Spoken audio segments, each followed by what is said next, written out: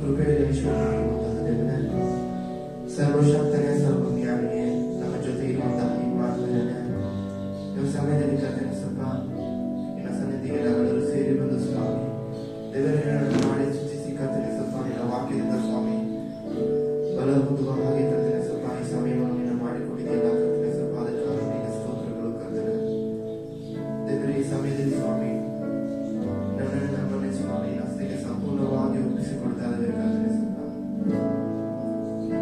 ದೇವರೇ. ನೀನು ಸ್ವಾಮಿ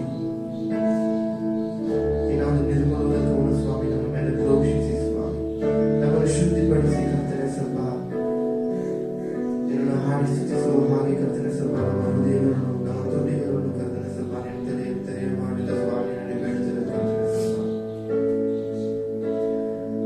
ನಿನ್ನ ಬಲದಿಂದ ತುಂಬಿಸು ಕರ್ತನೆ ಸ್ವಲ್ಪ ನಿನ್ನ ಕೃಪೆಯಿಂದ ಆವರಿಸಿಕೊ ಕರ್ತನೆ ಸ್ವಲ್ಪ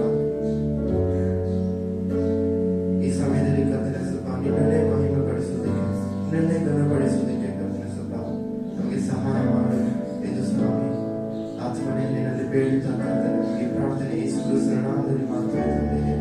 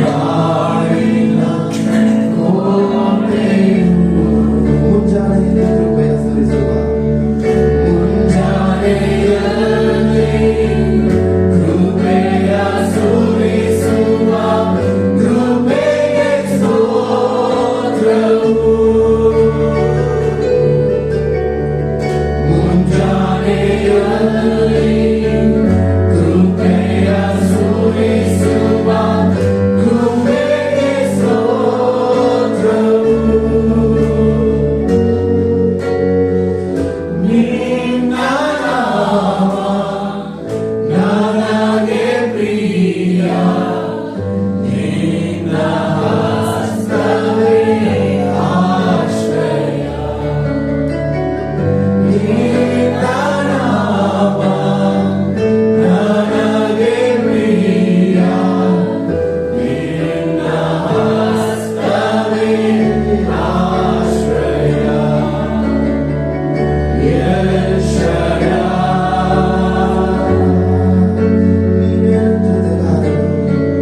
ನನ್ನ ಜೊತೆ ನೀನೇ, ಬಾಳಿನ ಕೋಟೆಯು, ನನ್ನ ಬಾಳಿನ ಕೋಟೆಯು. ಹಾಗೆ ನಾವೆಲ್ಲರೂ ದೇವರಿಗೆ ಕೃತಜ್ಞತೆ ಸಲ್ಲಿಸುತ್ತಾ ಕೃತಜ್ಞತಾ ಸ್ತುತಿ ಹಾಡು ನನ್ನ ಯೇಸುವಿಗೆ ಸ್ತೋತ್ರದ ಗೀತೆ ಹಾಡು ಎಂಬ ಹಾಡಿನ ಮೂಲಕ ನಾವು ದೇವರಿಗೆ ಸ್ತೋತ್ರ ಸಲ್ಲಿಸೋಣ.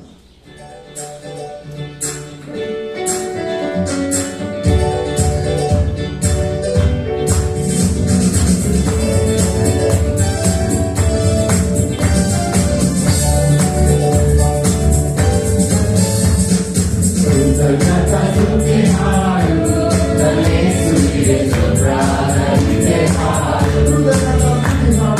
ಕೃತಜ್ಞತಾ ಸ್ತುತಿ ಹಾಡು ನನ್ನ ಯೇಸುವಿಗೆ ಸ್ತೋತ್ರದ ಗೀತೆ ಹಾಡು.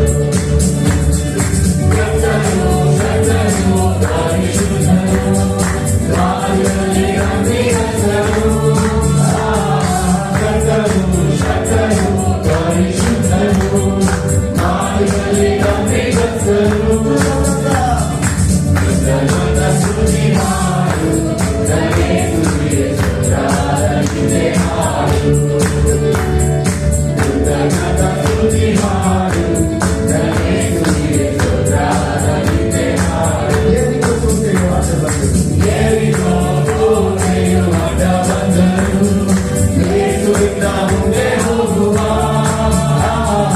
ಯೆರಿಕೋ ಕೋಟೆಯು ಅಡ್ಡ ಬಂದರು, ಯೇಸುವಿನ ಮುಂದೆ ಹೋಗುವ.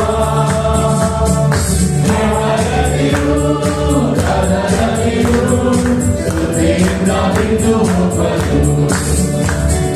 ಹೆದರದಿರು, ಹೆದರದಿರು, ಸ್ತುತಿಯಿಂದ ಬಿದ್ದು ಹೋಗಲು. ಕೃತಜ್ಞತಾ ಸ್ತುತಿ ಹಾಡು ನನ್ನ ಯೇಸುವಿಗೆ ಸ್ತೋತ್ರದ ಗೀತೆ ಹಾಡು. ಕೃತಜ್ಞತಾ ಸ್ತುತಿ ಹಾಡು ನನ್ನ ಯೇಸುವಿಗೆ ಸ್ತೋತ್ರದ ಗೀತೆ ಹಾಡು. ಶರೀರ ಆತ್ಮ ಪ್ರಾಣದಲ್ಲಿ ಸೋಲುವ ಸಮಯದಲ್ಲಿ, ಶರೀರ ಆತ್ಮ ಪ್ರಾಣದಲ್ಲಿ ಸೋಲುವ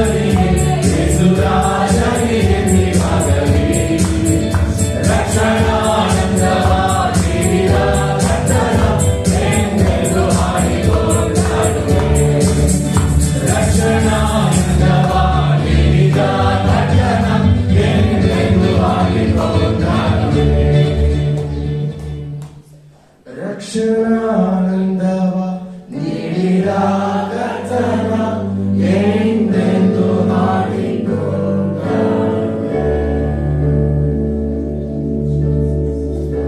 ನಿನ್ನನ್ನು ಎಂದೆಂದು ಮಾಡಿಕೊಂಡ ನೀ ಮಾತ್ರ ನನಗೆ ಸಾಕು ನೀನು ಮಾತ್ರ ನನಗೆ ಸಾಕು ಯೆಹೋವಾ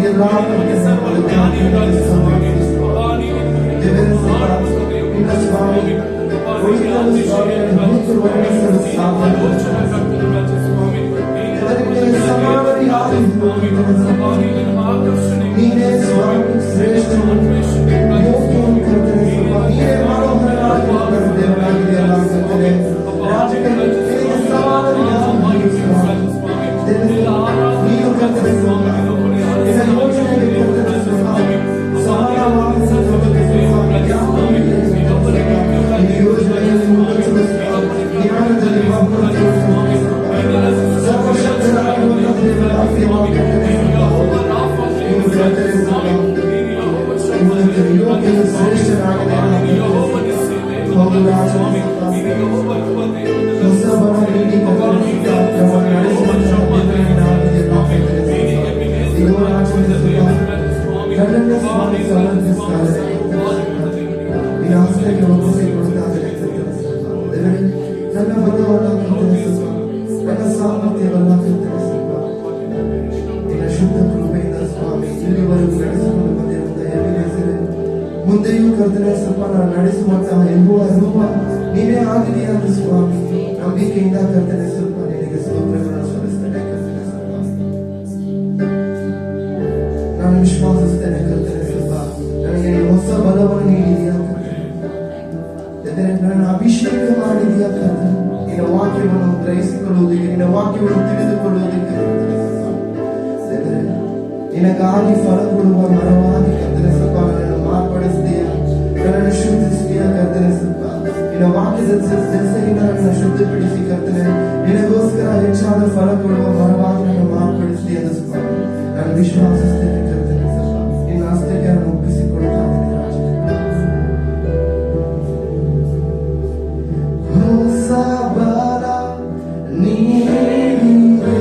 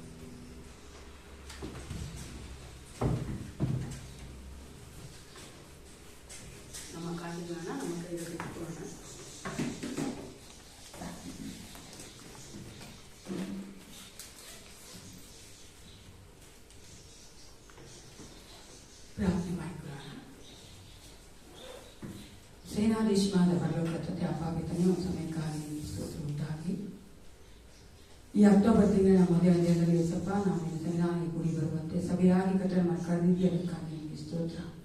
ವಿಶೇಷವಾದ ಸಮಯದಲ್ಲಿ ನಮ್ಮ ಕರೆಗಳಿರುವಂತಹ ಈ ಕಾರ್ಯಗಳನ್ನ ದಶಭಾಗ ನಿಪಾಸಿಕೊಡುತ್ತೇವೆ ಅಪ್ಪ. ನೀವು ಕೊಟ್ಟಿರುವಂತಹ ಸಾಮರ್ಥ್ಯ ಜ್ಞಾನ ಬಲದಿಂದ ಕಟ್ಟಡ ಸಂಪಾದಿಸಿರುವಂತ ಅಪ್ಪ ಹೌದು ರಾಜ, ಈ ಲೋಕದ ಕಟ್ಟಡ ಐಶ್ವರ್ಯ ಆಶೀರ್ವಾದದಲ್ಲಿ ಸ್ವಲ್ಪ ನೀವು ನಮಗೆ ಕರ್ತನೆ ಆಜ್ಞಾಪಿಸುವ ಹಾಗೆ ನಾವು ಕರ್ತನೆ ಹೌದು ಸ್ವಲ್ಪ ಸಂತೋಷವುಳ್ಳವರಾಗಿ ನೀವು ಕೊಡುತ್ತಾ ಇದ್ದೇವೆ ಕರ್ತನೆ. ಇದನ್ನು ಆಶೀರ್ವದಿಸು ಎಸಪ್ಪ. ಇದು ನಿನ್ನ ಮಹಿಮೆಗೋಸ್ಕರವಾಗಿ ಉಪಯೋಗಿಸಲ್ಪಡುವಂತೆ ಅಪ್ಪ ಅನೇಕ ಆತ್ಮಗಳನ್ನ ನಿನ್ನ ರಾಜ್ಯಕ್ಕೆ ಸೇರಿಸುವುದಕ್ಕಾಗಿ ಉಪಯೋಗಿಸಲ್ಪಡುವಂತೆ ನಿನ್ನ ಒಂದು ಕರ್ತನೆ ಹೌದು ರಾಜ ಸಭೆಯನ್ನ ಕರ್ತನೆ ಹೌದು ರಾಜ ಉದ್ಧಾರವಾಗುವುದಕ್ಕಾಗಿ ಸಭೆಯ ಬೇಕಾದ ಎಲ್ಲ ಕಾರ್ಯಗಳನ್ನು ಮಾಡುವುದಕ್ಕಾಗಿ ಇದನ್ನು ನೀನು ಕರ್ತನೆ ಹೌದು ರಾಜ ಉಪಯೋಗಿಸಿಕೊಳ್ಳುವಂತೆ ನನ್ನ ಜ್ಞಾನ ಬಲ ಕೊಟ್ಟು ನಡೆಸಬೇಕು ನಾನು ಒಪ್ಪಿಸಿಕೊಡುತ್ತೇನೆ. ಕೊಡುತ್ತಿರುವಂತಹ ಪ್ರತಿಯೊಬ್ಬರ ಕರೆಗಳನ್ನು ಆಶೀರ್ವದಿಸುತ್ತಿರುವ ಏಸಪ್ಪ ಇದು ಕರ್ತ ನೀನು ಕರ್ತನೆ ನಮ್ಮನ್ನು ಆಶೀರ್ವದಿಸಿದ ಹೊರತು ಈ ಲೋಕದಲ್ಲಿ ಬೇರೆ ಯಾವ ಆಶೀರ್ವಾದವು ಅದು ನಮಗೆ ಕರ್ತನೆ ಪರಿಪೂರ್ಣವಾಗಿರುವುದಿಲ್ಲ ಏಸಪ್ಪ. ನೀನು ನಮ್ಮನ್ನು ಆಶೀರ್ವದಿಸಿ ನಮ್ಮ ಕುಟುಂಬಗಳಲ್ಲಿ ಯಾವ ಕೊರತೆಗಳಿಲ್ಲದಂತೆ ನೀನೇ ನಮ್ಮ ಕುಟುಂಬಗಳ ರಾಜ್ಯದ ಒಡೆಯನು ಯೆಹೋವ ಹಿರಿಯಾಗಿತ್ತು ಅಪ್ಪ. ಈ ತಿಂಗಳ ಸಂಪೂರ್ಣವಾಗಿ ನಾವು ರಾಜ್ಯ ಸಂತೃಪ್ತಿಯಿಂದ ಇರುವಂತೆ ಅಪ್ಪ ನಮ್ಮೆಲ್ಲ ಕರ್ತನ ಅಗತ್ಯಗಳನ್ನ ಪೂರೈಸಿಕೊಟ್ಟು ನಿನ್ನ ಮಹಿಮೆಗೋಸ್ಕರ ಈ ರಾಜ್ಯದ ಕುಟುಂಬಗಳನ್ನ ಆಶೀರ್ವದಿಸಿ ನಡೆಸಬೇಕೆಂದು ಯೇಸು ಕ್ರಿಸ್ತನ ನಾಮದಲ್ಲಿ ಪ್ರಾರ್ಥಿಸುತ್ತೇನೆ. ಒಳ್ಳೆಯ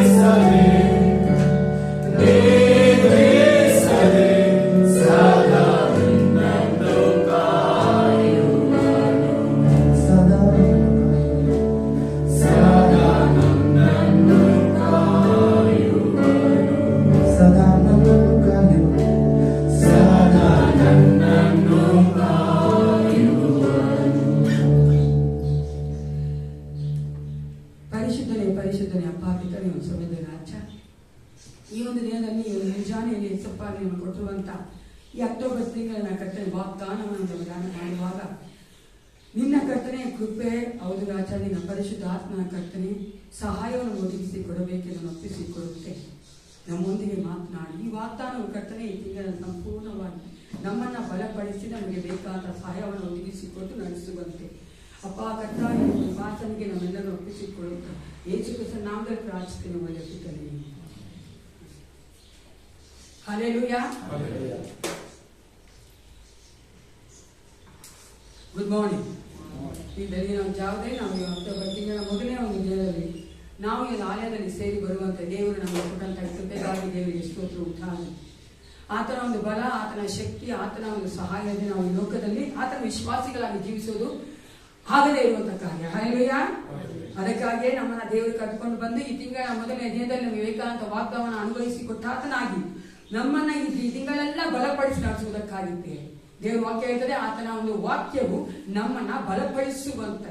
ಮನುಷ್ಯನು 1000 ಮಾತಾಡುವ ನಮ್ಗೆ ಬಲ ಕೊಡೋಕೆ ಸಾಧ್ಯ ಇಲ್ಲ, ನಮ್ಗೆ ಸಮಾಧಾನ ಆದರಣೆ ಕೊಡೋಕೆ ಸಾಧ್ಯವಿಲ್ಲ, ನಮಗೆ ಬೇಕಾದ ಶಕ್ತಿ ಕೊಡೋಕೆ ಸಾಧ್ಯವಿಲ್ಲ. ಆದರೆ ದೇವರ ವಾಕ್ಯ ನಮ್ಮೊಂದಿಗೆ ಮಾತನಾಡಬೇಕಾದ್ರೆ ಅದು ನಮ್ಗೆ ಏನ್ ಕೊಡುವಂಥದ್ದು? ಬಲ ಕೊಡುವಂಥದ್ದಾಗಿದೆ. ಆತನ ವಾಗ್ದಾನಗಳು ಅದು ನಿತ್ಯ ಇರುವಂಥದ್ದು. ಆತನ ವಾಗ್ದಾನ ಮಾಡಿದ ಅಂದ್ರೆ ಅದನ್ನು ನೆರವೇರಿಸ್ತಾನೆ. ನಾವು ಈ ಒಂದು ತಿಂಗಳಲ್ಲಿ ಅದನ್ನ ಅನುಭವಿಸುವವರಾಗಿ ಎಕ್ಸ್ಪೀರಿಯನ್ಸ್ ಮಾಡುವವರಾಗಿದ್ದೇವೆ. ಈ ಒಂದು ತಿಂಗಳಿನಲ್ಲಿ ದೇವರು ನಮಗೆ ಕೊಟ್ಟುವಂತಹ ವಾಗ್ದಾನ ಯೆಶಾಯ 43:12, ಐಸಾಯ 43:12. ಯೆಶಾಯನ ಗ್ರಂಥ 43ನೇ ಅಧ್ಯಾಯದಲ್ಲಿ 12ನೇ ವಚನ.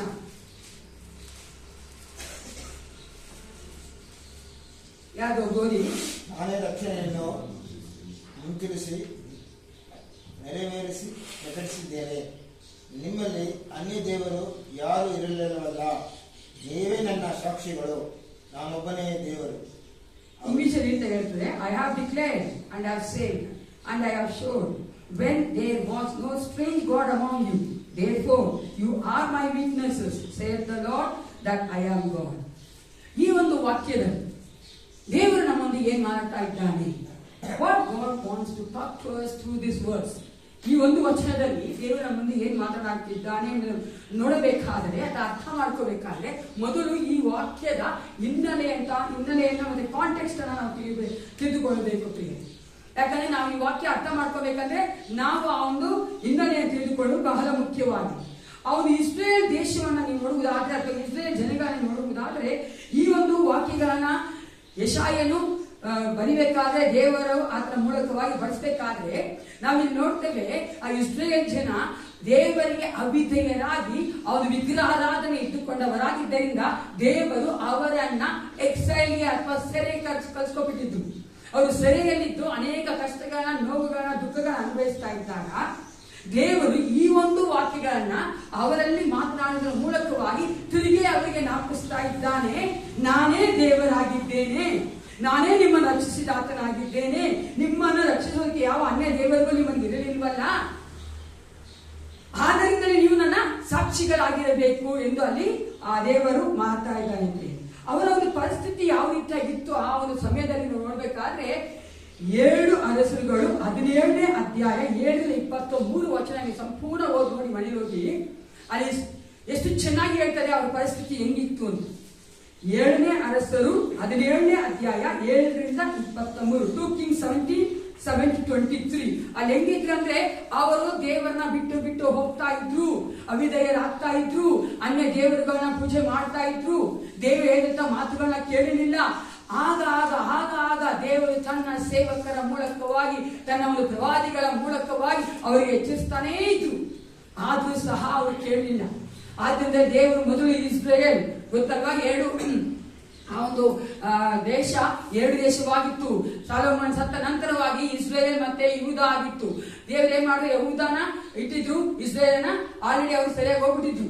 ಇಲ್ಲಿ ಯಹೂದರು ಸಹ ನೋಡುವುದಾದ್ರೆ ಅನೇಕ ತಮ್ಮ ಒಂದು ಸಹೋದರಿಗೆ ಆದಂತ ಕಾರ್ಯ ನೋಡಿ ಕೂಡ ಬುದ್ಧಿ ಕಲ್ತಿರ್ಲಿಲ್ಲ. ಅದಕ್ಕೆ ದೇವರಲ್ಲಿ ಅವನ ಸೆರೆ ಕಳಿಸಿದಂತ ಸಮಯದಲ್ಲಿ ಇಲ್ಲಿ ಯೆಶಾಯನು ಮಾತಾಡ್ತಾ ಇದ್ದಾನೆ, ಆತನೇ ದೇವರು, ಆತನು ತನ್ನ ರಕ್ಷಣೆಯನ್ನ ಮುಂತಿರಿಸಿ ನೆರವೇರಿಸಿ ಪ್ರಕಟಿಸಿದ್ದೇನೆ ಅಂತ ಹೇಳ್ತಾ ಇದ್ದಾನೆ. ಮೊದಲನೇ ಒಂದು ಲೈನ್ ಏನ್ ನೋಡ್ತೀವಿ ನಾವು, ನಾನೇ ರಕ್ಷಣೆಯನ್ನು ಮುಂತಿರಿಸಿ ನೆರವೇರಿಸಿ ಪ್ರಕಟಿಸಿದ್ದೇನೆ. ಈ ವಚನ ನಾವು ನೋಡುವಂತ ಒಂದು ಕಾರ್ಯ ಅಂದರೆ ಕಾನ್ಸೆಪ್ಟ್ ಆಫ್ ಸಾಲ್ವೇಷನ್. ಇಲ್ಲಿ ದೇವರು ರಕ್ಷಣೆಯ ಕುರಿತಾಗಿ ಮಾತಾಡ್ತಾ ಇದ್ದಾನೆ. ಅಲ್ಲಿ ದೇವರು ಮೊದಲೇ ರಕ್ಷಣೆಯನ್ನು ಮುಂತಿಳಿಸ್ಬಿಟ್ಟಿದ್ದಾನೆ. ಇಸ್ರೇಲ್ ಜನಗಳಿಗೂ ಸಹ ದೇವರು ಮೊದಲೇ ರಕ್ಷಣೆಯನ್ನು ಮುಂತಿಳಿಸಿದ್ದಾನೆ. ಹಂಗೆ ನಮ್ಮ ಜೀವಿತಗಳ ದೇವರು ಮೊದಲೇ ರಕ್ಷಣೆಯನ್ನು ಮುಂತಿಳಿಸಿದ್ದಾನೆ. ನಾನು ರಕ್ಷಿಸ್ತೀನಿ ಅಂತ ದೇವರು ತನ್ನ ವಾಕ್ಯದ ಮೂಲಕವಾಗಿ ಹೇಳಿದ ನಂತರವೇ ದೇವರು ನಮ್ಮನ್ನ ರಕ್ಷಿಸಿದ್ದಾನೆ. ಹಲ್ಲೆಲೂಯಾ. ಎಷ್ಟು ಜನ ನಾವು ಅದನ್ನು ತಿಳ್ಕೊಂಡಿದ್ದೇವೆ ಪ್ರಿಯರೇ? ದೇವರು ನಮ್ಮನ್ನ ಪ್ರತಿಯೊಂದು ಕಾರ್ಯಗಳಲ್ಲೂ ರಕ್ಷಿಸಿ ಬಿಡುಗಡೆ ಮಾಡಿ ಆತನ ಮಕ್ಕಳಾಗಿ ನಡೆಸ್ತಾ ಇದ್ದಾನೆ.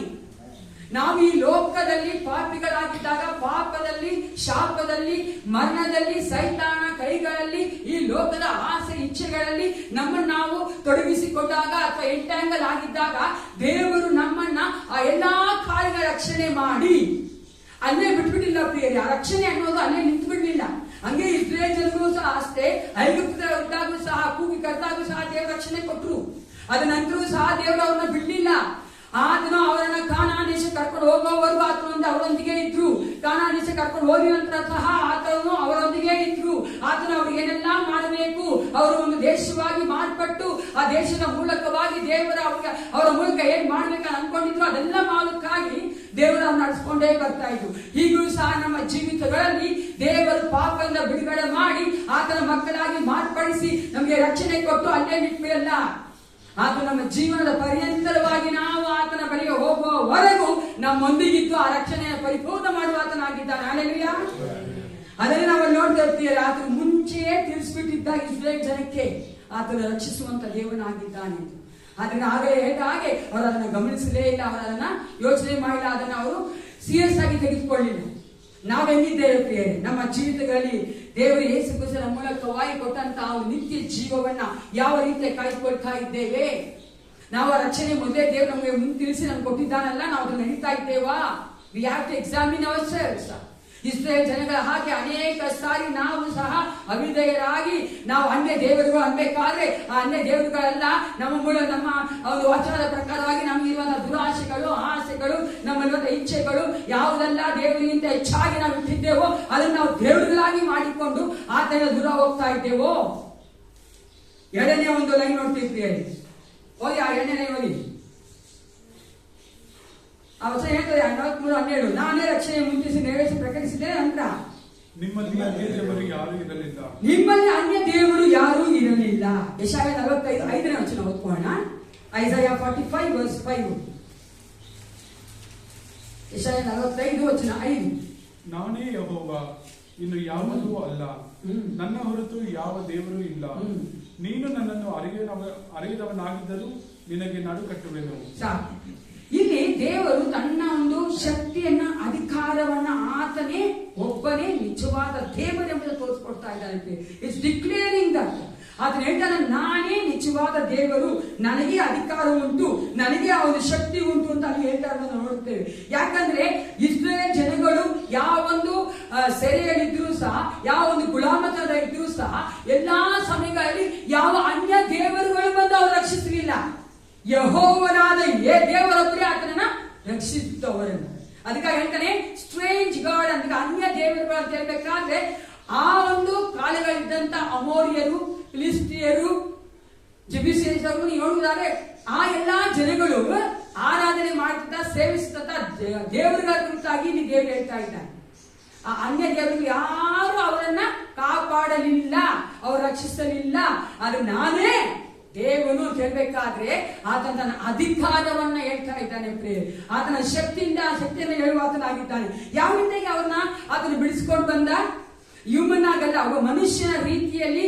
ಯಾವಾಗೆಲ್ಲ ಇಸ್ರೇಲ್ ಜನ ಒಂದು ಸೆರೆಯಲ್ಲಿದ್ರು, ಮೊದಲನೇದಾಗಿ ಐಗುಪ್ತದಲ್ಲಿ ಸೆರೆಯಲ್ಲಿದ್ರು, ನಂತರ ಅವರು ಅಜೇರಿಯಾದಲ್ಲಿ ಸೆರೆಯಲ್ಲಿದ್ರು, ನಂತರ ಅವರ ನೋಡುತ್ತೇವಲ್ಲ ಆ ಒಂದು ಬ್ಯಾಬಿಲೋನಿ ಸೆರೆಯಿದ್ರು. ಎಲ್ಲಾ ಸಮಯಗಳು ದೇವರು ತನ್ನ ಒಂದು ಶಕ್ತಿಯ ಮೂಲಕವಾಗಿ, ತನ್ನ ಮಹಿಮೆಯ ಪ್ರಭಾವದ ಆ ಒಂದು ಮೂಲಕವಾಗಿ ದೇವರು ಅವನ್ನ ಬಿಡುಗಡೆ ಮಾಡ್ಕೊಂಡು ಕರ್ಕೊಂಡು ಬಂದಿರ್ತಾರೆ. Just C the history of the Israel.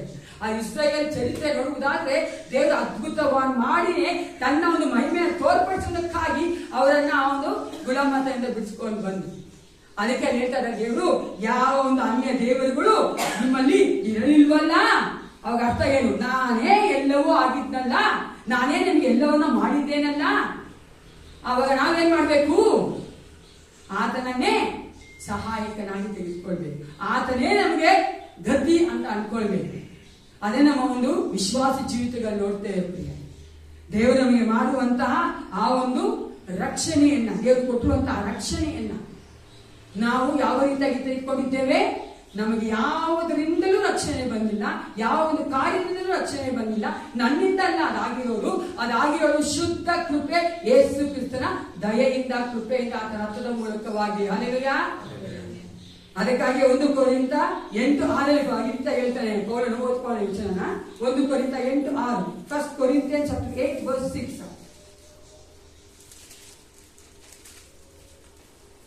First Corinthians 8 verse 6. ನಮಗಾದರೂ ಒಬ್ಬನೇ ದೇವರಿದ್ದಾನೆ, Yes.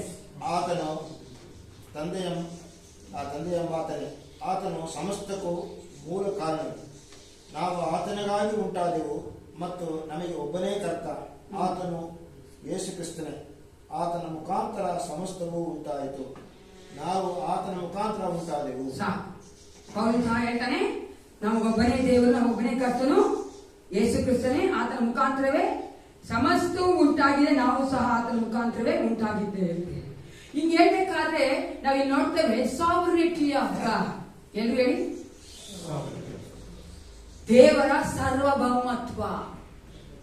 ಯಾವಾಗ ಆತ ನಾನೇ ದೇವರು, ನಾನು ಬಿಟ್ಟು ಬೇರೆ ದೇವರೇ ಇಲ್ಲ ಅಂತ ತನ್ನ ಸ್ವತಃ ತಾನೇ ಹೇಳ್ತಾ ಇದ್ದಾನೆ ಈ ಯೆಶಾಯನ ಒಂದು ಗ್ರಂಥದಲ್ಲಿ, ಆಗ ನಾವೇನ್ ನೋಡ್ತೇವೆ? ಆತನ ಒಂದು ಸಾರ್ವಭೌಮತ್ವ ಅಲ್ವಾ? ಆತನ ತನ್ನ ಒಂದು ಸಾರ್ವಭೌಮತ್ವದ ಮೂಲಕವಾಗಿ, ಅಂದ್ರೆ ಆತನ ಏನ್ ಅನ್ಕೊಂಡಿದ್ದಾನೋ, ಏನ್ ನಿಶ್ಚಯಿಸಿದ್ದಾನೋ, ಏನ್ ತೀರ್ಮಾನ ಮಾಡ್ಕೊಂತಾನೋ ಅದನ್ನೇ ಮಾಡುವಾತನಾಗಿದ್ದಾನೆ. Hallelujah. No one can question that ಅಲ್ವಾ? ಯಾರೊಬ್ಬರಾದ್ರೂ ನಾವು ಪ್ರಶ್ನೆ ಮಾಡಕ್ಕಾಗಲ್ಲ. ಆ ರೀತಿಯಾಗಿರುವಂತ ದೇವರ ಹೇಳ್ತಾನೆ, ನಾನು ಸಾರ್ವಭೌಮತ್ವವುಳ್ಳಂತ ದೇವರು, ಆದ್ದರಿಂದಲೇ ನಾನು ನಿಮ್ಮನ್ನ ಕರೀತಾ ಇದ್ದೀನಿ. ನೀವೇನಾಗಿರ್ಬೇಕಂತೆ ಆತನಿಗೆ? ಮುಂದಿನ ವಚನ ನೋಡಿ, 43:12 ನೋಡಿ. ನೀವೇ ನನ್ನ ಸಾಕ್ಷಿಗಳು, ನಾನೊಬ್ಬನೇ ದೇವರು. ಆ ವಚನ ತೆಗೆದುಕೊಳ್ಳಿ. ನೀವೇ ನನ್ನ ಸಾಕ್ಷಿಗಳು. ನೋಡಿ, ಅಲ್ಲಿ ಹೇಳ್ತಾರೆ ದೇವರು, ನಾನು ಮೊದಲೇ ಮುಂತಿರಿಸಿ ನಿಮ್ಮನ್ನ ರಕ್ಷಿಸಿದ್ದೇನೆ, ನಾನು ರಕ್ಷಕನಾಗಿದ್ದೇನೆ, ರಕ್ಷಣೆ ನೀವು ಕೊಟ್ಟಿದ್ದೇನೆ ಅಲ್ವಾ? ನಿಮ್ಮಲ್ಲಿ ಯಾವ ಅನ್ಯ ಜನಗಳು ಇರಲಿಲ್ಲ, ಯಾರು ನಿಮ್ಮನ್ನ ರಕ್ಷಿಸಲಿಲ್ಲ. ಆ ರೀತಿಯಾಗಿ ಸಾರ್ವಭೌಮತ್ವವುಳ್ಳ ದೇವರು ನಮ್ಮ ರಕ್ಷಿಸಿದ್ದಾನೆ. ಯಾತಕ್ಕಾಗಿ ಅಂತ ಹೇಳ್ಬೇಕಾದ್ರೆ ಅಲ್ಲಿ ಹೇಳ್ತಾನೆ ಇಸ್ರಾಯೇಲ್ ಜನಕ್ಕೆ, ನೀವೇ ನನ್ನ ಸಾಕ್ಷಿಗಳು. ಐಸಾಯ 44:8. ಯೆಶಾಯ 44 ವಚನ 8. ಐಸಾಯ 44 verse 8 ವಚನ 8 ಹೇಳ್ತದೆ, ಹೆದರಬೇಡಿರಿ, ಅಂಜಬೇಡಿ, ನಾನು ಪೂರ್ವದಿಂದಲೂ ನಿಮಗೆ ಹೇಳಿ ಪ್ರಕಟಿಸಿಕೊಂಡೇನಷ್ಟೇ. ನೀವೇ ನನ್ನ ಸಾಕ್ಷಿಗಳು. ನಾನಲ್ಲದೆ ಇನ್ನೊಬ್ಬ ದೇವರಿದ್ದಾನೋ? ಇನ್ನು ಯಾವ ಶರಣನೂ ಇಲ್ಲ, ಯಾರೂ ನನಗೆ ಗೊತ್ತಿಲ್ಲ. ಇಲ್ಲಿ ದೇವರು ಇಸ್ರಾಯೇಲ್ ಜನಕ್ಕೆ ನೀವೇ ನನ್ನ ಸಾಕ್ಷಿ ಅಂತ ಹೇಳ್ಬೇಕಾದ್ರೆ what is expecting from them? ಆತನು ಅವರಿಂದ ಯಾವುದನ್ನ ಅಪೇಕ್ಷೆ ಮಾಡ್ತಾ ಇದ್ದಾನೆ? ಒಂದು ಜವಾಬ್ದಾರಿಯನ್ನು ದೇವರು ಅವರಿಗೆ ಕೊಟ್ಟಿದ್ದ ಆತನಾಗಿದ್ದಾನೆ. ಏನ್ ಜವಾಬ್ದಾರಿ ಕೊಟ್ಟ? ಸಾಕ್ಷಿಗಳಾಗಿರ್ಬೇಕು. ಅವ್ರು ಯಾವ ರೀತಿಯಾಗಿ ಸಾಕ್ಷಿ ಇರಬೇಕು ಅಂತ ದೇವರು ಹೇಳ್ತಾನಂದ್ರೆ, ಅವರ ಜೀವಿತದ ಮೂಲಕವಾಗಿ ದೇವರು ಅವರ ಜೀವಿತದಲ್ಲಿ ಮಾಡಿದಂತ ಅದ್ಭುತ ಕಾರ್ಯಗಳು, ಮಹಿಮೆಯಾದ ಕಾರ್ಯಗಳನ್ನ ಅವರು ಬೇರೆಯವರಿಗೆ ಹೇಳುವುದರ ಮೂಲಕವಾಗಿ ಅವ್ರು ಏನಾಗಿರ್ಬೇಕು? ಸಾಕ್ಷಿಗಳಾಗಿರಬೇಕು ಅಲ್ವಾ? ನೋಡ್ದಂಗೆ ಹೇಳುವಂಥದ್ದೇ ಸಾಕ್ಷಿ ಅಲ್ವಾ? ನಾವು ಫೋಟೋ ನೋಡ್ತೀವಲ್ಲ, ಸಾಕ್ಷಿ ಕರ್ಕೊಂಬನ್ನಿ ಅಂತ. ಆ ಸಾಕ್ಷಿ ಬಂದು ಹೇಳ್ತಾರೆ, ನಾನು ನೋಡಿದೆ ಇದನ್ನ, ಹೀಗೆ ಆಗಿದ್ದದು, ನನಗೆ ಗೊತ್ತು ಅಲ್ವಾ? ವಿಟ್ನೆಸ್. ಆ ರೀತಿಯಾಗಿ ಸಾಕ್ಷಿ ನಾವು ಕೊಡೋದು. ಅವ್ರಿಗೆ ಹೇಳ್ತಾರೆ ಸಾಕ್ಷಿ ಕೊಡ್ಬೇಕಾಗಿತ್ತು. ಇಸ್ರೇಲ್ ಜನ ಅವ್ರ ಜೀವಿತ ದೇವ್ರು ಮಾಡ್ತಾ ಎಲ್ಲಾ ಕಾರ್ಯಗಳನ್ನ, ಅವರ ಮೂಲ ಪಿತೃಗಳ ಜೀವಿತದಲ್ಲಿ ಮಾಡ್ತಾ ಎಲ್ಲಾ ಕಾರ್ಯಗಳನ್ನ, ಯಾಕಂದ್ರೆ ಅವ್ರಿಗೆಲ್ಲ ಗೊತ್ತಿತ್ತು. ಯಾಕಂದ್ರೆ ಇಸ್ರೇಲ್ ಜನಕ್ಕೆ ನೀವು ನೋಡುವುದಾದ್ರೆ, ಯಹೂದಿಯರು ಹೆಂಗಿದ್ರಂದ್ರೆ ದೇವರ ಕಟ್ಟಳೆ ಕೊಟ್ಬಿಟ್ಟಿದ್ರು ಮೋಶೆಗೆ, ನೀನು ಇದೆಲ್ಲವನ್ನ ಮಾಡಬೇಕು, ಜ್ಞಾಪಕಾರ್ಥವಾಗಿ ಬಂದಿಡಬೇಕು. ಅದು ಮಾತ್ರವಲ್ಲ, ನಿನ್ನ ಮಕ್ಕಳಿಗೆ, ನಿನ್ನ ಸಂತತಿಗೆ ಅದನ್ನ ಮುಂದುವರಿಸಿಕೊಂಡು ಹೋಗ್ಬೇಕು, ಹೇಳ್ಬೇಕು. ಅವರು ಸಾಕ್ಷಿಗಳಾಗಿದ್ದಿರ್ಬೇಕು. The role of Israelites as a witness, ಒಂದು ರೆಸ್ಪಾನ್ಸಿಬಿಲಿಟಿ ಏನಾಗಿತ್ತು? ದೇವರ ಮಹಿಮೆಯನ್ನ ಅನ್ಯ ಜನಗಳಿಗೆ, ಅವಿಶ್ವಾಸಿಗಳು ಯಾರೆಲ್ಲ ದೇವರ ಅರಿಯಲಿಲ್ಲವೋ ಅವರಿಗೆ ಅವರು ಪ್ರಕಟ ಮಾಡಬೇಕಾಗಿತ್ತು. ಮಾಡಿದ್ರ? ಮಾಡಲಿಲ್ಲ. ಅದಕ್ಕೆ ಹೊಸ ಒಡಂಬಡಿಕೆಯಲ್ಲಿ ನೋಡ್ತೇವೆ, ಯೇಸು ಕ್ರಿಸ್ತ ತನ್ನ ಶಿಷ್ಯರಿಗೆ ಆ ಮತ 28, 19, 20 ಒಂದು ಕಟ್ಲೆ ಕೊಡ್ತಾನೆ. ಮಹಾ ಆಜ್ಞೆ ಅಂತೀವಿ ನಾವು, ನಮ್ಗೆ ಗೊತ್ತಲ್ಲ, ಗ್ರೇಟ್ ಕಮಿಷನ್. ಏನ್ ಹೇಳ್ತಾರೆ ಅಲ್ಲಿ ಹೋಗಿ? ಹೊರಟು ಹೋಗಿ ಎಲ್ಲಾ ಕಡೆಗಳಲ್ಲೂ ಶಿಷ್ಯರನ್ನ ಮಾಡಿ, ನಂತರ ಅವರಿಗೆ ತಂದೆ ಮಗ ಪರಿಶುದ್ಧಾತ್ಮ ನಾಮದಲ್ಲಿ ದೀಕ್ಷಾ ಸ್ನಾನ ಕೊಡಿ.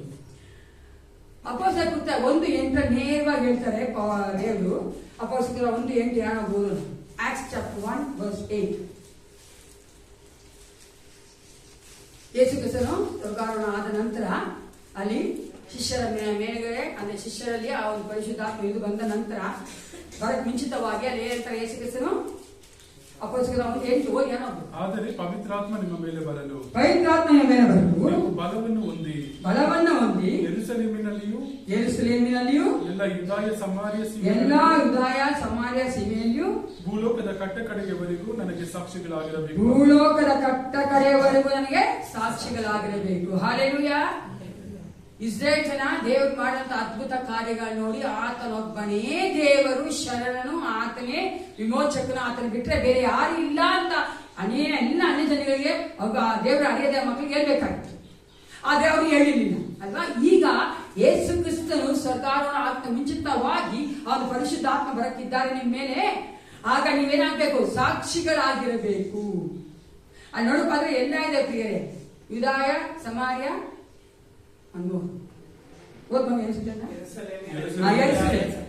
ಯೆರೂಸಲೇಮ್ ಯೂದಾಯ ಸಮಾರ್ಯ ಅಂತ ಹೇಳ್ಬೇಕಾದ್ರೆ ಇಟ್ ಶೋಸ್ ದಟ್ ಫ್ಯಾಮಿಲಿ ಅಂದ್ರೆ ನಮ್ಮ ಕುಟುಂಬ, ಅಕ್ಕಪಕ್ಕ, ಮತ್ತೆ ನಮ್ಮ ಒಂದು ರಾಜ್ಯ, ನಾವಿರುವ ಸಿಟಿ, ನಾವಿರುವಂತಹ ದೇಶ, ಕಟ್ಟ ಕಡೆಯವರೆಗೂ ಅಲ್ವಾ ನಾವು ಸಾಕ್ಷಿಗಳಾಗಿರಬೇಕು ಅಂತ ದೇವರು ಕೇಳಬೇಕಾದ್ರೆ ನಮ್ಮ ಒಂದು ಜೀವಿತ ಆತನಿಗೆ ಸಾಕ್ಷಿಯಾಗಿರಬೇಕು. ಹಲ್ಲೆಲೂಯಾ. ನಮ್ಮ ಮಾತುಗಳಿಗಿಂತಲೂ ಅಧಿಕವಾಗಿ ಕ್ರಿಯೆಗಳು ಮಾತನಾಡ್ತವೆ ಪ್ರಿಯ. ನಾವು ಅನೇಕ ಸಾರಿ ಮಾತುಗಳ ಮೂಲಕವಾಗಿ ಹೇಳಕ್ಕೆ ಪ್ರಯತ್ನ ಪಡ್ತೀವಿ, ಅದು ನಮ್ಮ ಒಂದು ಜೀವಿತದಲ್ಲಿ ಕ್ರಿಯೆಗಳ ಮೂಲಕವಾಗಿ ನಾವು ಸಾಕ್ಷಿಗಳಾಗಿ ತೋರಿಸೋದಿಲ್ಲ. ಇಸ್ರೇಲ್ ಜನ ಯಾವ ರೀತಿಯಾಗಿ ಮಾಡುವ ಅದೇ ರೀತಿಯಾಗಿ ನಾವು ಸಹ ತಪ್ಪು ಮಾಡುವವರಾಗಿದ್ದೇವೆ. ಆತ ನಮ್ಮ ಜೀವಿತದಲ್ಲಿ ಮಾಡಿದಂತ ಅದ್ಭುತ ಕಾರ್ಯಗಳನ್ನ, ಮಹಿಮೆಯಾದ ಕಾರ್ಯಗಳನ್ನ ಅನೇಕರು ನಮ್ಮ ಜೀವಿತದಲ್ಲಿ ಕಾಣುವಾಗಿ ನಾವು ಜೀವಿಸಬೇಕು. ಹಲ್ಲೆಲೂಯಾ. ಅದರೊಟ್ಟಿಗೆ ನಾವು ಸುವಾರ್ತೆಯನ್ನ, ಆ ಒಂದು ದೇವರು ಮಾಡಿದಂತ ಒಂದು ಕಾರ್ಯವನ್ನ ಪರರಿಗೆ ಹಂಚಿಕೊಡುವವರಾಗಿರಬೇಕು. ತಿರುಗಿ ದೇವರಾತ್ಮ ನಮ್ಮೊಂದಿಗೆ ಮಾತನಾಡ್ತಾ ಇರುವಂತದ್ದು, ನಾನೇ ರಕ್ಷಕನು, ನಾನು ಮೊದಲೇ ರಕ್ಷಣೆ ಮುಂದೆ ತಿಳಿಸಿ ನೀವು ಪ್ರಕಟಿಸಿದ್ದೇನೆ, ನಮ್ಮಲ್ಲಿ ಯಾವ ಅನ್ಯ ಜನರು ಇಲ್ಲಿಲ್ವಲ್ಲ, ಅನ್ಯ ದೇವರುಗಳು, ಆದ್ದರಿಂದ ನೀವು ಸಾಕ್ಷಿಗಳಾಗಿರಿ, ನಾನೇ ದೇವರು ಅಂತ ಹೇಳ್ಬೇಕಾದ್ರೆ ನಾನು ದೇವರ ಆತ್ಮ ಈ ಸಭೆಗೆ ಹೇಳ್ತಾ ಇದ್ದಾರೆ. ಆಗ ಆಗ ಆಗ ಆಗ ನಾವು ಸಾಕ್ಷಿಗಳಾಗಿರ್ಬೇಕು. ಹಲ್ಲೆಲೂಯಾ. ನಮ್ಮ ಜೀವಿತ ಒಂದು ಸಾಕ್ಷಿಯಾಗಿರ್ಬೇಕು. ಈ ಒಂದು ವಾಗ್ದಾನ ದೇವರು ನಾನು ನಿಮ್ಮೊಟ್ಟಿಗೆ ಇರ್ತೀನಿ, ನಾನೇ ದೇವರು, ನಾನೇನೇ ರಕ್ಷಿಸ್ತೀನಿ ಅಂತೆಲ್ಲ ಹೇಳ್ತಾ ಸರ್ವಭೌಮತ್ವವುಳ್ಳ ದೇವರು, ಆತನೇ ಸರ್ವಭೌಮತ್ವವುಳ್ಳ ದೇವರು. ಆದರೆ ನಮ್ಮ part, it's hour duty and responsibility, we should be A witness. ಈ ತಿಂಗಳ ಸಂಪೂರ್ಣವಾಗಿ ನಾವು ನಮಗೆ ಒಂದು ತೀರ್ಮಾನ ಮಾಡಿಕೊಂಡವಲ್ಲ, ಏಸಪ್ಪ ನಿನಗೆ ನಾವು ಸಾಕ್ಷಿಗಳಾಗಿರುತ್ತೇವೆ. ಎಲ್ಲರೂ ನಿಂತ್ಕೋಣ. ಯೆಶಾಯ 43:12 ದೇವರು ತಾನೇ ಆ ಒಂದು ಶಕ್ತಿ ಉಳ್ಳಂತ ಒಂದು ಪ್ರಕಟಣೆ ಮಾಡ್ತಾ ಇದ್ದಾನೆ. ಏನಂದ್ರೆ ನಾನು ನಿಮ್ಮನ್ನ ರಕ್ಷಿಸಿದ್ದೇನೆ, ನಾನು ರಕ್ಷಿಸುವಂತ ಒಂದು ಶಕ್ತನಾಗಿ ಬಲವುಳ್ಳ ಒಂದು ದೇವನಾಗಿದ್ದೇನೆ. ಆದರೆ ದೇವರು ನಮ್ಮನ್ನ ಕರೀತಾ ಇರುವಂತದ್ದು ಆತನ ನಂಬಿಗಸ್ತಿರತೆಯನ್ನ, ಆತನ ಒಂದು ಮಹಿಮೆಯನ್ನ ಪರರಿಗೆ ಸಾರುವಂತೆ ನಮ್ಮ ಜೀವಿತ ಒಂದು ಸಾಕ್ಷಿಗಳಾಗಿರಬೇಕೆಂದು ನಮ್ಮ ಸಮಯದ ನಮ್ಮನ್ನು ಒಪ್ಪಿಸಿಕೊಟ್ಟವರಾಗಿ ದೇವಾನಿ ನಮ್ಮ ರಕ್ಷಿಸಿದ್ದೀವಿ. ಈಗೂ ಸಹ ರಕ್ಷಣೆ ನಡೆಸ್ತಾ ಇದ್ದೀವಿ. ನಮಗೆ ಬೇಕಾದದ್ದನ್ನ ಆತ್ಮಿಕವಾಗಿ, ಭೌತಿಕವಾಗಿ, ಶಾರೀರಿಕವಾಗಿ ಬೇಕಾದ ಎಲ್ಲ ಆಶೀರ್ವಾದ ಕೊಟ್ಟು ನಡೆಸ್ತಾ ಇದ್ದೀವಿ. ಆದರೆ ನಾವು ಯಾವ ರೀತಿಯಾಗಿದ್ದೇವೆ ತೀರ್ಮಾನ ಮಾಡಿಕೊಳ್ಳೋಣ. ಈ ತಿಂಗಳ ಸಂಪೂರ್ಣವಾಗಿ ಆತನು ಕೊಟ್ಟಂತಹ ವಾಕ್ಯಕ್ಕೆ ಆತನು ಬದ್ಧನಾಗಿ ನಡೆಯುವ ಆತನಾಗಿದ್ದಾನೆ. You will never miss. ಆತನು ನಾನು ಹೇಳಿದಂತ ವಾಕ್ಯಂತೆ ನಡೆಯುವಂತ ದೇವರು. ಆದರೆ ನಾವೇನ್ ಮಾಡ್ತೇವೆ? ಆತ ನಮ್ಮ ರಕ್ಷಿಸಿ ನಡೆಸ್ಕೊಂಡು ಬರ್ತಾ ಇರ್ತಾನೆ. ನಾವು ಸಾಕ್ಷಿಗಳಾಗಿರ್ತೇವೆ. ನಮ್ಮನ್ನು ನಾವೇ ತೀರ್ಮಾನ ಮಾಡಿಕೊಂಡವರಾಗಿ, ಏಸಪ್ಪ ಈ ಒಂದು ತಿಂಗಳಿನಲ್ಲಿ ನನ್ನ ಜೀವಿತದ ಮೂಲಕವಾಗಿ ನಾನು ಸಾಕ್ಷಿಯಾಗಿರುತ್ತೇನೆ. ನಾನು ಮಾತನಾಡುವಂತ ಮಾತುಗಳ ಮೂಲಕವಾಗಿ ನಾನು ಸಾಕ್ಷಿಯಾಗಿರುತ್ತೇನೆ. ಪರರೊಟ್ಟಿಗೆ ನಾನು ವರ್ತಿಸುವಂತಹ ವರ್ತನೆಯಲ್ಲಿ ನಾನು ಸಾಕ್ಷಿಯಾಗಿರ್ತೇನೆ. ನಾನು ಮಾಡುವಂತಹ ಕಾರ್ಯಗಳಲ್ಲಿ ಸಾಕ್ಷಿಯಾಗಿರ್ತೇನೆ. ನಾನು ಮಾಡುವಂತಹ ವ್ಯವಹಾರಗಳಲ್ಲಿ ನಾನು ಸಾಕ್ಷಿಯಾಗಿರ್ತೇನೆ. ಒಪ್ಪಿಸ್ಕೊಂಡಿದ್ದೇವೆ. ಹಾಲೆಲೂಯಾ, ಸ್ತೋತ್ರ ರಾಜ. ಭೂಮಿ ಆಕಾಶಗಳ ಒಡೆಯನ ಪರಲೋಕ ತಂದೆ ಅಪ್ಪ ಪಿತನೇ, ಒಂದು ಬೆಳಗ್ಗೆ ಜಾವಕ್ಕಾಗಿ ನಿಮಗೆ ಸ್ತೋತ್ರ ಉಂಟಾಗಲಿ. ದೇವಾಯಿ ಅಕ್ಟೋಬರ್ ತಿಂಗಳಲ್ಲಿ ಕರ್ತನೆ ಈ ವಾಕ್ಯವನ್ನು ನಮಗೆ ದಯಪಾಲಿಸಿಕೊಟ್ಟಿದ್ದೆ, ಅದಕ್ಕಾಗಿ ನಿನಗೆ ಸ್ತೋತ್ರ ಉಂಟಾಗಲಿ. ಹೌದು ರಾಜ, ನೀನೇ ನಮ್ಮ ಜೀವಿತದ ರಕ್ಷಕನಾಗಿದ್ದಿ ರಾಜ. ನಾನೇ ರಕ್ಷಣೆಯನ್ನು ಮುಂದುವರಿಸಿ ನೆರವೇರಿಸಿ ಪ್ರಕಟಿಸಿದ್ದೀನಿ ಅಂತ ಹೇಳಿದೆಯಲ್ಲ ಏಸಪ್ಪ. ನಮ್ಮ ಜೀವಿತಕ್ಕೆ ಅದನ್ನು ಮಾಡಿದ್ದಿ, ಅದಕ್ಕಾಗಿ ನಿನಗೆ ಸ್ತೋತ್ರ ಉಂಟಾಗಲಿ. ನಿಮ್ಮಲ್ಲಿ ಅನ್ಯ ದೇವರು ಯಾರು ಇರಲಿಲ್ಲವಲ್ಲ. ಹೌದು ಏಸಪ್ಪ, ಯಾವ ದೇವರಾಗಲಿ ಮನುಷ್ಯರಾಗಲಿ ಯಾರು ನಮಗೆ ರಕ್ಷಣೆ ಕೊಟ್ಟಿಲ್ಲ ಏಸಪ್ಪ. ಅದಕ್ಕಾಗಿ ನಿನ್ನ ಸಾರ್ವಭೌಮತ್ವವನ್ನು ಕರ್ತನೆ ಅನುಭವಿಸುವಂತ ನಾವುಗಳು ನಿನಗೆ ಸಾಕ್ಷಿಗಳಾಗಿರುವಂತೆ, ನೀನೇ ಒಬ್ಬನೇ ದೇವರಿಂದ ನಮ್ಮ ಜೀವಿತಗಳ ಮೂಲಕವಾಗಿ ಪ್ರಕಟ ಮಾಡುವಂತೆ ಪ್ರತಿಯೊಬ್ಬರಲ್ಲಿಯೂ ಕಾರ್ಯ ಮಾಡುತ್ತೇವ. ಪರಿಶುದ್ಧಾತ್ಮ ನಮ್ಮನ್ನೇ ಒಪ್ಪಿಸಿಕೊಳ್ಳುತ್ತೇವೆ. ಬಲಹೀನ ಪಾತ್ರೆಗಳು ಕರ್ತ, ನೀನು ನಮ್ಮನ್ನು ಬಲಪಡಿಸು ಅಪ್ಪ. ನೀನು ಕೊಡುವಂತ ಅವಕಾಶವನ್ನು ಉಪಯೋಗಿಸಿಕೊಂಡವರಾಗಿ ನಿನ್ನ ಒಂದು ಕರ್ತನೆ ಹೌದು ರಾಜ, ಒಳ್ಳೆಯತನವನ್ನ ಪರರಿಗೆ ಸಾರುವಂತೆ, ನಿನ್ನ ಅದ್ಭುತಗಳನ್ನ ಪರರಿಗೆ ಹಂಚಿಕೊಳ್ಳುವಂತೆ ಕಾರ್ಯ ಮಾಡಿ ದೇವ. ನಮ್ಮ ಒಂದು ಜೀವಿತಗಳಲ್ಲಿ ನಾವು ನಿನಗೆ ಬೆಳಕಾಗಿ ಈ ಭೂಮಿಗೆ ಉಪ್ಪಾಗಿರುವಂತೆ ಕಾರ್ಯ ಮಾಡುತ್ತೇವೆ. ನಮ್ಮ ಒಂದು ಕರ್ತನೆ ದಿವ್ಯ ಜ್ಯೋತಿ ಸಭೆಯ ಪ್ರತಿಯೊಂದು ಕುಟುಂಬವನ್ನು ಆಶೀರ್ವದಿಸಿ ಬಲಪಡಿಸಿ ನಿನ್ನ ಒಂದು ಸಾಕ್ಷಿಗಳಾಗಿ ನಿಲ್ಲಿಸಬೇಕೆಂದು ಯೇಸು ಕ್ರಿಸ್ತನ ನಾಮದಲ್ಲಿ ಪ್ರಾರ್ಥಿಸುತ್ತೇನೆ. ಒಳ್ಳೆಯುತ್ತೇನೆ. ನನ್ನ ಮನವೇ ಕರ್ತನನ್ನು ಕೊಂಡಾಡು, ನನ್ನ ಸರ್ವೇಂದ್ರಿಯಗಳ ನನ್ನ ಮನವೇ ಕರ್ತನನ್ನು ಕೊಂಡಾಡು, ಆತನು ಮಾಡಿದ ನಮ್ಮ ಕರ್ತಾದ ಯೇಸು ಕ್ರಿಸ್ತನ ಕೃಪೆಯು, ತಂದೆಯವರ ಪ್ರೀತಿಯು, ಪರಿಶುದ್ಧಾತ್ಮನ ಸಹಾಯವು ಸಹವಾಸವು ಸದಾಕಾಲ ನಮ್ಮೆಲ್ಲರೊಂದಿಗೆ ಇರಲಿ. Praise the Lord. Let Jesus bless you throughout this month.